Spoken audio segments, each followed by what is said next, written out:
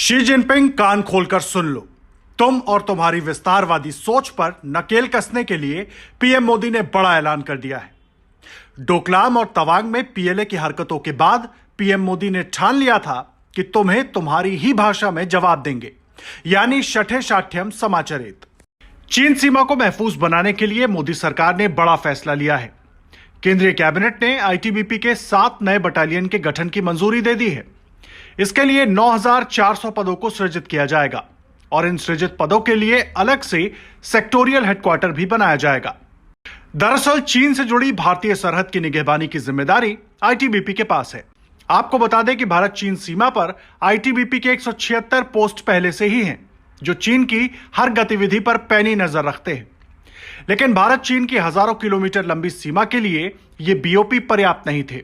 इसलिए मोदी कैबिनेट की सुरक्षा मामलों की समिति ने पहले 47 बीओपी बढ़ाने का फैसला लिया और अब वहां तैनाती के लिए आईटीबीपी के 7 नए बटालियन के गठन और 9,400 पदों को सृजित करने का अहम फैसला लिया है। यह प्रक्रिया 2025-26 तक पूरी कर ली जाएगी। सामरिक दृष्टि से महत्वपूर्ण इस फैसले से उन ब्लॉक्स की भरपाई की जाएगी जहां कठिन टेरेन के कारण अभी तक सुरक्षा बलों की तैनाती नहीं की जा सकी थी। Indo Tibetan border police ITBP एक बहुत महत्वपूर्ण रोल अदा करती है देश की रक्षा सुरक्षा के लिए, और आईटीबीपी की जो प्रमुख भूमिका है वो भारतीय चीन सीमा की निगरानी करना है। आईटीबीपी ने वर्तमान में 176 बॉर्डर आउटपोस्ट स्थापित हैं और सीमा पर निगरानी और प्रभावशाली ढंग से हो, इस आवश्यकता को देखते हुए हमारी जो कैबिनेट कमेटी ऑन सिक्योरिटी है, इसने जनवरी 2020 में, अगर आपको याद होगा, आईटीबीपी के 47 नए बॉर्डर आउटपोस्ट की स्थापना के लिए अनुमति भी दी थी और 12 स्टेजिंग कैंप्स की स्थापना को भी उस समय अनुमोदित किया था। और इन नए बीओपीस और स्टेजिंग कैंप्स के निर्माण की कार्य प्रगति पर है।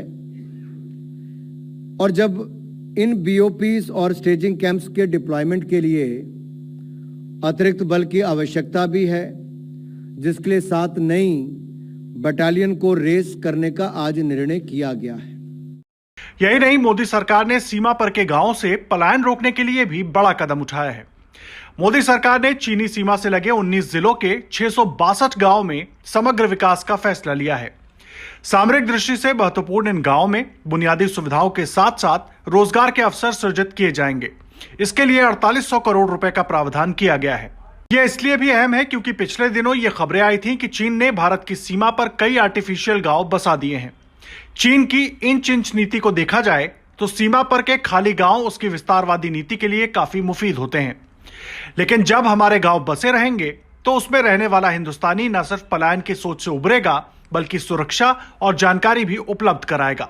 इसके लिए हमने उत्तरी सीमा से लगे राज्यों और यूनियन टेरिटरीज के लद्दाख, हिमाचल प्रदेश, उत्तराखंड, सिक्किम और अरुणाचल प्रदेश के 19 जिलों के 46 बॉर्डर ब्लॉक्स के 2,966 ग्रामों को फेस्ड मैनर में समग्र विकास हेतु चुना गया है।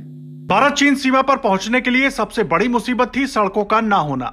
जो सड़कें थी भी वो मौसम खराब होने पर किसी काम की नहीं रह जाती थी। लेकिन पिछले 8 साल में मोदी सरकार ने चीनी सीमा पर पहुंचने के लिए ऑल वेदर सड़कों का जाल सा बिछा दिया है। यही नहीं, ऑल वेदर 5 टनल भी बनाए जा रहे हैं, जिनमें से जोजिला और अटल टनल बनकर तैयार हो गया है। बाकी 3 टनल डीपीआर के स्टेज में है। अब सरकार ने एक और टनल बनाने का फैसला किया है। सुरक्षा मामलों की समिति ने शिनकुना लाट टनल के निर्माण का फैसला लिया है। 4.1 किलोमीटर लंबे इस टनल को दिसंबर 2025 तक तैयार कर लिया जाएगा।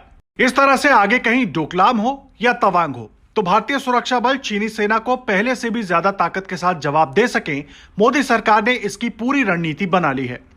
यही वजह है कि मोदी सरकार के मंत्री हो या बीजेपी के बड़े नेता हमेशा कहते हैं कि ये 1962 का भारत नहीं है, बल्कि 2023 का भारत है, जिसके मुखिया नरेंद्र मोदी हैं। और मोदी जानते हैं सरहद को कैसे सुरक्षित रखा जाता है और बुरी नीयत रखने वालों को कैसे जवाब दिया जाता है। Bureau report, prime net news.